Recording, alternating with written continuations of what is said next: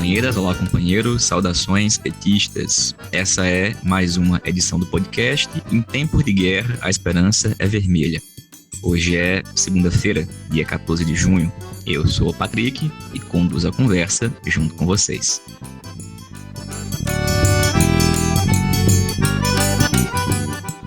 No episódio de hoje, a gente vai escutar a companheira Natália Sena, da Executiva Nacional do PT, que faz o informe da reunião da direção nacional do partido que ocorreu ao longo do dia de hoje. Ouvimos também o companheiro Daniel Valença, do PT do Rio Grande do Norte, que fala dos resultados eleitorais do Peru, México e também do Chile. Jonatas Moretti, advogado militante do PT em Brasília, fala sobre a Copa América, que começou na noite desse domingo. E escutamos ainda a companheira Águida Helena, do PT de Patos de Minas, que fala da disputa e das perseguições que estão ocorrendo no Sindsaúde em Minas Gerais.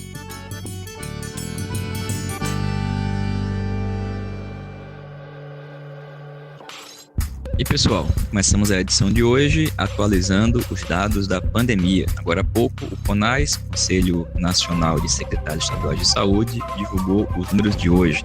O Brasil registra 488.228 mortes por Covid-19.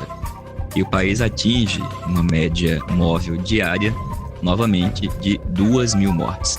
Isso quer dizer que em pouco mais de 6 ou 7 dias, a gente vai atingir a marca das 500.000 mortes. Marca que as previsões iniciais, inclusive as piores, diziam que seria atingida no final do mês de junho. De tal forma que a gente reforça a necessidade e a importância, mesmo daquelas pessoas que já tomaram uma dose da vacina, de continuar usando máscara, álcool em gel e se protegendo, porque a gente está diante de uma nova onda de contágios e, em particular, pelo fato do agravamento da situação por conta do inverno. E, gente, vamos começar na edição de hoje do programa escutando a companheira Natália Sena, que é da Comissão Executiva Nacional do PT. A Natália vai falar para a gente, fazendo um informe da reunião da direção nacional do partido que ocorreu ao longo do dia de hoje. Oi, Patrick e ouvintes do podcast Em Tempos de Guerra, a Esperança é Vermelha. Patrick, hoje se reuniu o Diretório Nacional do PT, Hoje, segunda-feira, dia 14 de junho. A pauta da reunião era conjuntura, regulamento dos encontros setoriais, mudança na tabela de contribuição financeira e substituição na Fundação Perseu Abramo.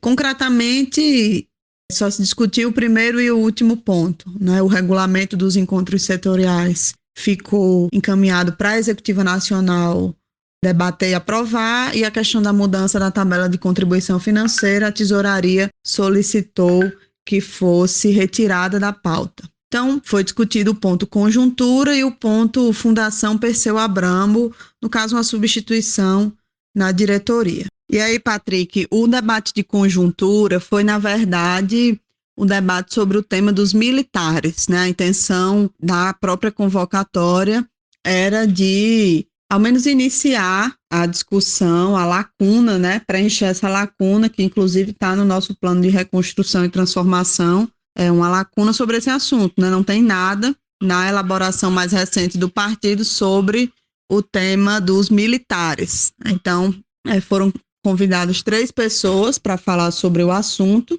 Foi o Celso Amorim, Genuíno e a companheira Dilma Rousseff. E a partir das provocações, das formulações que eles apresentaram no início, foi feito um debate aberto entre os membros do Diretório Nacional que falaram sobre a conjuntura de forma geral, mas em sua maioria trataram especificamente do tema da questão militar. Sobre esse assunto dos militares, o companheiro Walter Pomar apresentou uma proposta de resolução, uma proposta de resolução sobre as Forças Armadas. Antes da reunião, foi informado que o debate de conjuntura seria voltado para essa questão militar, e aí, por isso, houve um certo tempo para que essa proposta fosse elaborada. E ela foi elaborada com base em um texto do companheiro José Genuíno, que, se eu não me engano, chama a questão democrática e as Forças Armadas, algo nesse sentido. E essa proposta de resolução, baseada no texto do companheiro Genuíno, faz um resgate, né, sobre a atuação do PT nesse tema, desde a criação, inclusive com a nossa atuação na Constituinte,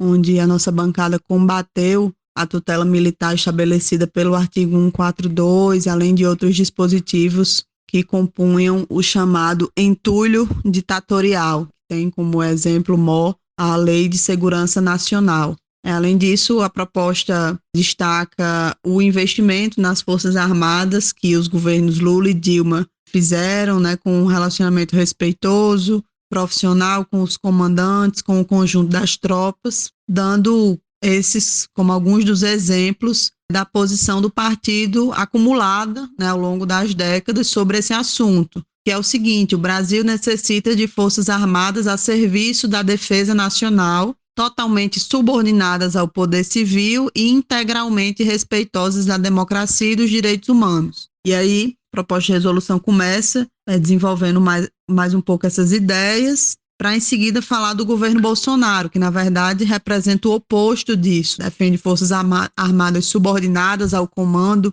dos Estados Unidos, tutelando o poder civil e desrespeitando a democracia e os direitos humanos. E aí na resolução também foi colocado, né, no caso na proposta de resolução, o quanto a atual cúpula das Forças Armadas é cúmplice dessa conduta do Bolsonaro, né? Ou seja, não tem como separar, né, as Forças Armadas dessa catástrofe que é o governo Bolsonaro. E, na verdade, elas se transformaram em peça fundamental desse governo, né, desde o apoio ao golpe, a prisão de Lula e o apoio explícito à candidatura de Bolsonaro e agora a composição orgânica do seu governo. Então, estão umbilicalmente comprometidas com esse desastre em curso no Brasil, agravado desde 2020 pela pandemia. Então, a resolução diz isso também, né? E são uma força importante do governo Bolsonaro, né? Não é uma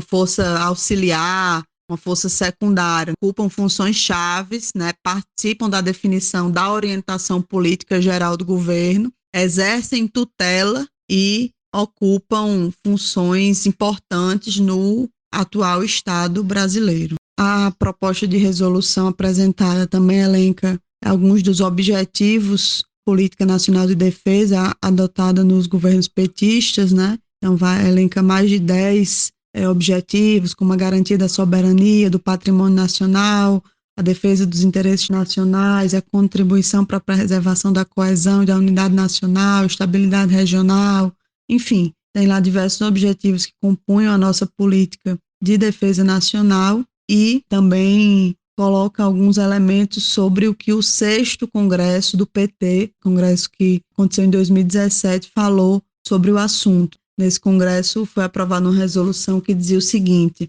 este processo de democratização inclui o fortalecimento e a reformulação do papel das Forças Armadas com sua dedicação exclusiva à defesa nacional e a programas de integração territorial. Também são imprescindíveis a aplicação das recomendações prescritas pela Comissão Nacional da Verdade acerca de direitos humanos e a alteração dos currículos das escolas de oficiais, expurgando valores antinacionais e antidemocráticos, como o elogio ao golpe de 64 e ao regime militar que então se estabeleceu. Esse trecho é um trecho da resolução do PT, do Congresso do PT de 2017, que a gente também resgatou aqui nesse projeto de resolução que foi apresentado ao Diretório Nacional do dia de hoje, né? E aí, Patrick, para concluir, a resolução diz o seguinte, a proposta de resolução diz o seguinte: a luta pela democracia exige o enfrentamento da questão das Forças Armadas na relação com o Estado e a sociedade. Devemos levar em conta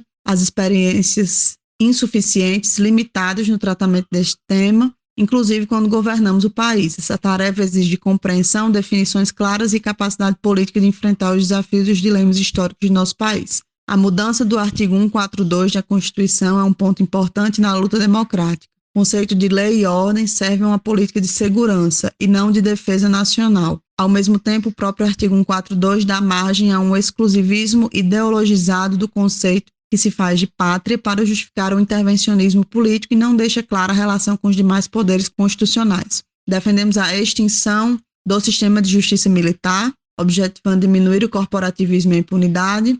Outra questão necessária é separar a inteligência propriamente militar da inteligência de governo.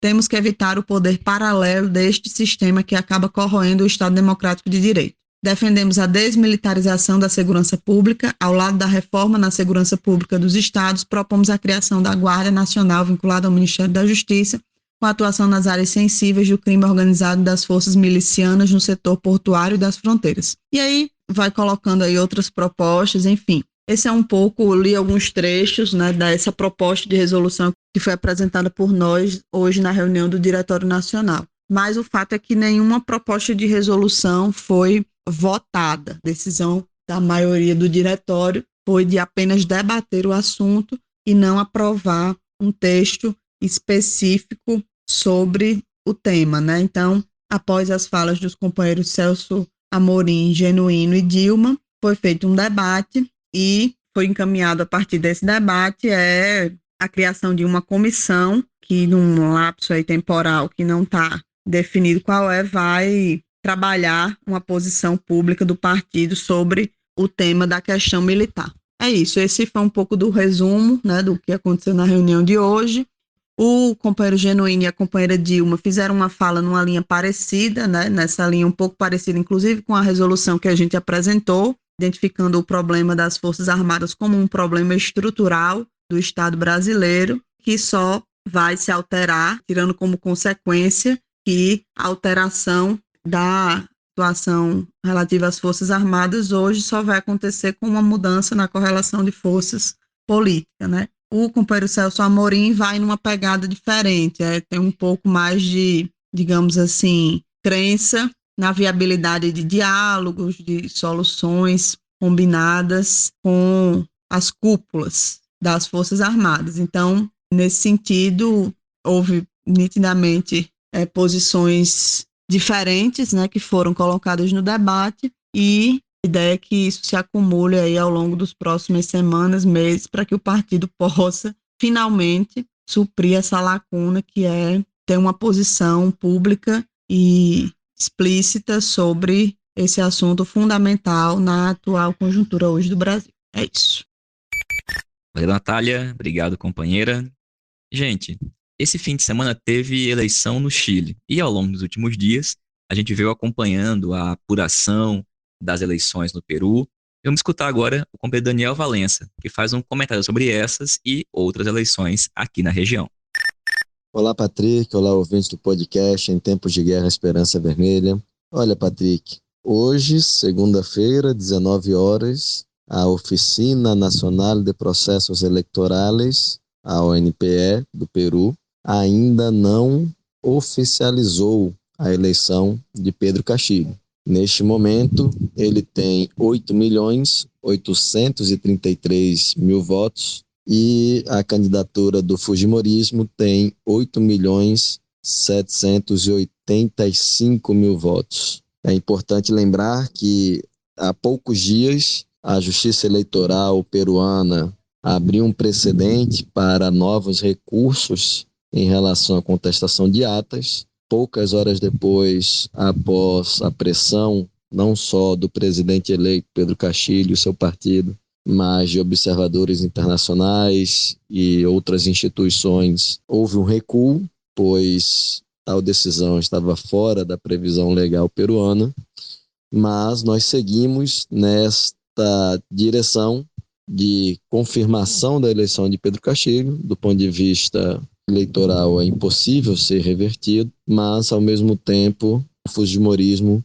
busca de maneira incessante descredibilizar o resultado e provocar tumulto político no país. A consequência disto é que se enfraquece ainda mais a legitimidade do governo que tomará posse, que já contará com um Congresso altamente fragmentado, como nós já comentamos aqui, um Congresso em que a força do Peru Livre não terá mais de 20% do Legislativo, há uma fragmentação de inúmeras forças políticas após já alguns anos de crise no Legislativo e Executivo peruanos. Bom, um outro aspecto disto é que toda a unidade das classes burguesas no segundo turno ao redor do fujimorismo Fujimorismo, que é bom lembrar, foi uma ditadura na década de 90 que matou, prendeu, torturou, esterilizou centenas de milhares de mulheres indígenas, pobres, trabalhadoras camponesas.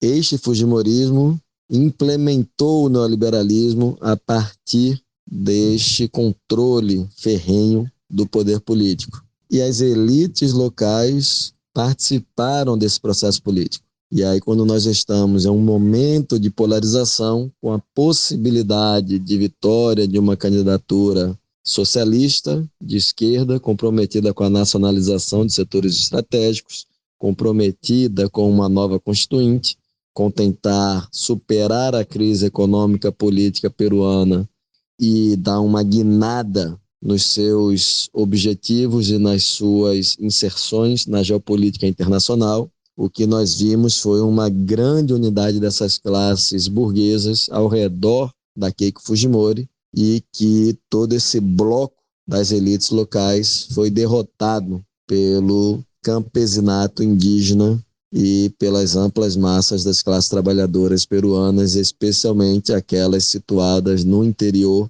no campo e nos Andes. É, portanto, Patrick, uma vitória extraordinária para as classes trabalhadoras latino-americanas e que significa uma guinada em um país que foi modelo neoliberal, assim como o Chile foi desde a década de 70, a partir do golpe de Pinochet.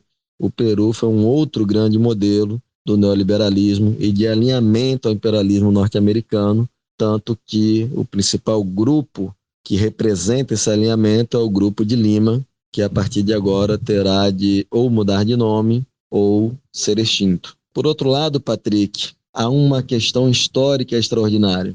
O José Carlos Mariátegui, inclusive, é sua data junto com Ernesto Che Guevara hoje, neste dia 14 de junho, ele é considerado um dos mais originais ou mais original marxista latino-americano, e lá pelas décadas de 20 e 30 do século passado, ele dizia que não havia alternativa para superar os dilemas da realidade peruana se não fosse a partir da construção de um partido socialista que não poderia ser apenas do operariado urbano, apenas de militantes de Lima, mas teria que ser construído pelo campesinato indígena e colocava que a questão indígena girava ao redor da questão da terra e ambas estavam no centro de qualquer superação da realidade peruana.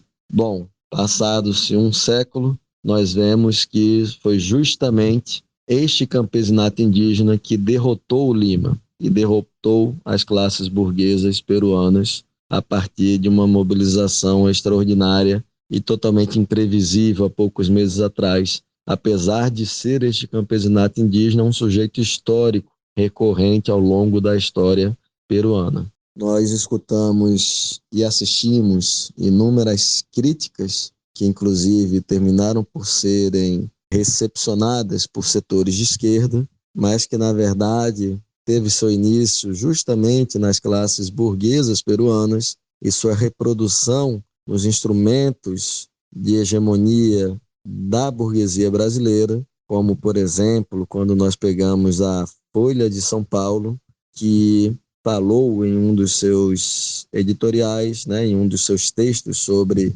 o que a Folha pensa, que, entre aspas, a aparente vitória, aparente não, porque ele venceu, não é aparente, a aparente vitória do esquerdista, não é esquerdista, é militante de esquerda, Pedro Castilho, para presidente do Peru, seleciona uma das duas vertentes do autoritarismo e do obscurantismo que se apresentaram ao eleitorado no segundo turno. É impressionante a má-fé intelectual dessa gente. Na verdade, para defender seus interesses econômicos, ideológicos, vale inclusive alterar a realidade.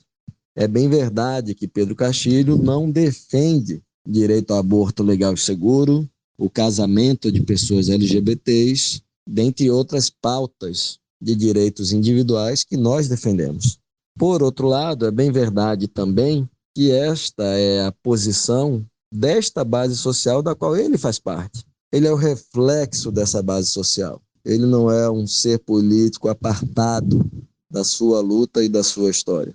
Não é à toa que na Bolívia, onde nós temos uma maioria do MAS-PSP, o partido do Evo Morales, na Assembleia Plurinacional já há mais de uma década, uma maioria absoluta, com capacidade de aprovar quaisquer tipo de projetos, onde nós temos paridade de gênero na composição dessa Assembleia, nós, até o presente momento, não tivemos a aprovação do aborto legal e seguro.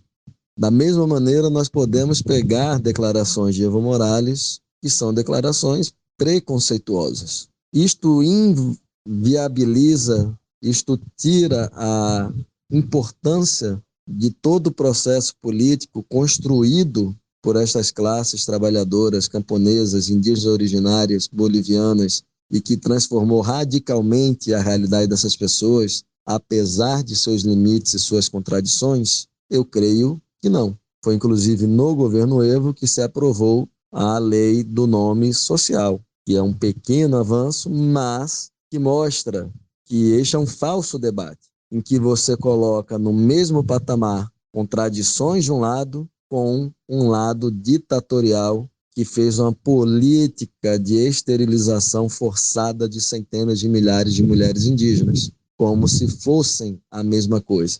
E mais ainda, como se porventura um governo Pedro Castilho viesse a ser um governo Bolsonaro, em que há uma ação estatal voltada a atacar os direitos das mulheres, da população LGBT, etc, etc. Eu não tenho certeza se durante o governo Pedro Castilho teremos avanços nestas nossas pautas que nós defendemos, mas eu não tenho dúvidas que não vai haver ataques ao que já existe e também não tenho dúvidas de que as contradições do processo poderão fazer com que avancemos também nessas pautas. Tanto que, a partir do segundo turno, quando a Verônica Mendonça e o seu partido declararam apoio ao Pedro Castilho, já houve declarações no sentido de abertura para as pautas dos movimentos de mulheres e LGBT+, peruanos. Ao mesmo tempo, há uma síntese e uma tentativa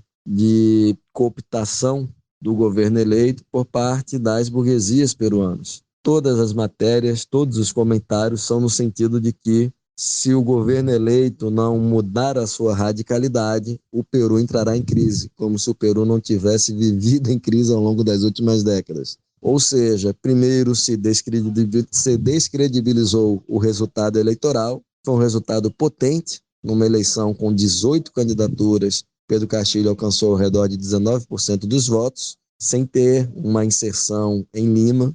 Após a derrota no segundo turno, lutando contra tudo e todos, é então que estes setores das classes burguesas peruanas vão então tentar cooptar o novo governo e fazer com que, como é dito em algumas matérias que lemos no Brasil, ele se pareça mais com Lula do que com Hugo Chávez. Na realidade, a gente torce para que pareça mais com Hugo Chávez, e isto não é por nenhuma razão de preferência moral por um ou por outro, mas sim por ser um governo que faça nacionalizações de setores estratégicos, que convoque constituinte, que organize a classe trabalhadora e imponha novas derrotas a essa burguesia peruana que tanto atacou os direitos de seu povo ao longo dessas décadas. Bom, aguardaremos o que acontecerá pelo próximo período, sem dúvida que são desafios tremendos, será necessário muita habilidade política, mas principalmente será importantíssima que esta base social que conduziu todo esse processo político esteja articulada e mobilizada para defender e aprofundar o que está acontecendo no Peru. É isso, Patrick. Espero que na próxima edição já tenhamos finalmente a confirmação por parte do Estado peruano de que Pedro Castilho derrotou o fujimorismo e a burguesia peruana. Forte abraço. Valeu, Daniel. Obrigado, companheiro. Vamos ouvir agora o companheiro Jonatas Moretti, que é advogado, militante do PT no DF, e comenta pra gente a Copa América. A Copa América que teve sua abertura feita ontem, dia 13. E fala sobre as polêmicas em torno da realização da Copa aqui no Brasil, dos debates judiciais e das suas implicações também no campo da política. Olá, camarada Patrick. Olá, demais ouvintes do podcast Em Tempos de Guerra, a Esperança é Vermelha. Como já é público de todos os nossos ouvintes, inclusive os que não acompanham o futebol, a Copa América está sendo realizada no Brasil desde domingo, dia 13 de junho. Mas até chegar a essa situação vexatória, muita coisa aconteceu. Vamos recapitular os fatos. A Copa América inicialmente iria ocorrer em 2020, mas devido à pandemia da Covid-19 foi adiada para este ano. As sedes seriam Colômbia e a Argentina. Ocorre que na Colômbia, como já comentado aqui no podcast, desde abril estamos acompanhando um massivo processo de mobilização da população colombiana contra o governo de Iván Duque, em especial em virtude de uma regressiva proposta de reforma tributária. As mobilizações foram duramente reprimidas pelas forças policiais e tiveram muitas mortes e prisões. O impacto no futebol não foi só em relação à Copa América. Em 2 jogos da Libertadores da América, um entre Atlético Nacional da Colômbia e Nacional do Uruguai e outro entre Atlético Mineiro e América de Cali, os jogos foram cancelados em virtude das mobilizações que interditaram ruas e os próprios estádios onde ocorreriam os jogos. Em virtude deste conflituoso processo de mobilização, o governo colombiano anunciou, no dia 20 de maio, a desistência da realização da Copa América naquele país. Assim, como teriam 2 sedes, com a desistência da Colômbia, a Copa América passou a ter apenas a Argentina como sede. 10 dias depois, em 30 de maio, a Argentina também anunciou a desistência em sediar a Copa, desta vez em virtude do agravamento da pandemia e as necessárias medidas do governo em limitar a circulação de pessoas. Para surpresa geral, no dia seguinte, dia 31 de maio, o Brasil anuncia que sediará sozinho a Copa América, mesmo estando, como conhecimento de todos, em um estado muito delicado da pandemia de Covid e também tendo um estágio muito inicial de vacinação da população. Ainda no meio aos protestos e ameaças de patrocinadores contra a realização da competição no Brasil, no dia 6 de junho, menos de uma semana após o anúncio, o presidente da CBF, Rogério Caboclo, é afastado da presidência em virtude de denúncias de assédio moral e sexual contra uma funcionária da CBF. Em meio a essa crise, os jogadores que já estavam reunidos para jogos das eliminatórias da Copa do Mundo ameaçaram algum protesto, que alguns jornalistas mais empolgados cogitaram que poderia até ser boicotar a competição. Mas, como dizia Barão de Tararé, de onde menos se espera, daí é que não sai nada. E reforçando essa máxima, os jogadores apenas anunciaram que irão jogar e soltaram uma nota pública ridícula, vazia, que em nenhum momento sequer menciona que estamos chegando a 500 mil mortos no país. Se daqui a 50 anos algum historiador for ler essa carta, nem imaginaria que estamos neste caos. Patrick, me permite um parêntese envolvendo o futebol feminino. Ano passado, também no mesmo mês de junho, o Brasil desistiu da candidatura para sediar a Copa do Mundo de Futebol Feminino, que só ocorrerá, vejam vocês, em 2023. O motivo? A pandemia. Ainda sobre as mulheres, após o afastamento do presidente Rogério Caboclo, de forma muito mais direta e incisiva, a seleção feminina foi a campo com uma faixa dizendo bem grande: assédio não. Em toda essa confusão envolvendo se sediará ou não a Copa América, o Partido dos Trabalhadores, o PSOL, a Confederação dos Metalúrgicos e também outras entidades ajuizaram várias ações no STF contra a realização da Copa América. Todas foram rejeitadas, seja por questões meramente processuais, seja porque os estádios são equipamentos locais e o Supremo entendeu que a realização da Copa contou com o apoio dos governadores. E é justamente neste ponto que essa ação difere das demais, que envolvem a Covid, vacinação e etc. Nas outras, em que o Bolsonaro teve derrotas no STF, existia divergência do governo federal com os locais.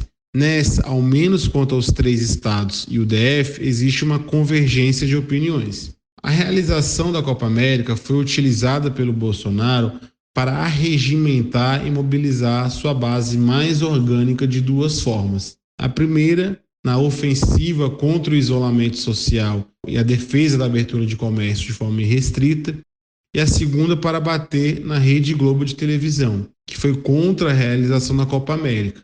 Como os direitos de transmissão da Copa era do SBT, os bolsonaristas, não sem total razão, alegam que a emissora só foi contrária porque não faria a transmissão.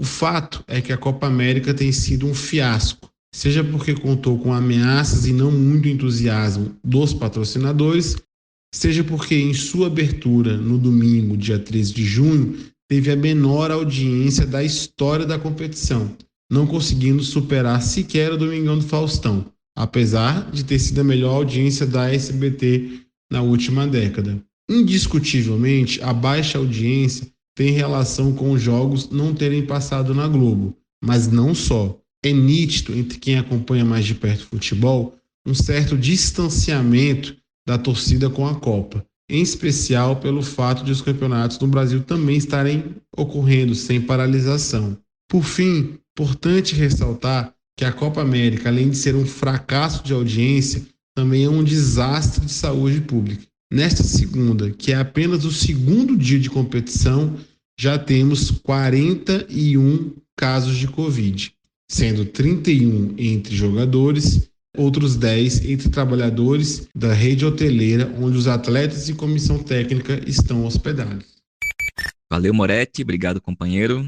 E, gente, vamos escutar agora a companheira Águida Helena. A Águida é presidente do PT, da cidade de Patos, de Minas, e fala para a gente sobre uma situação muito delicada, que é a eleição e também uma perseguição que tem acontecido nas eleições do Sindsaúde de Minas Gerais.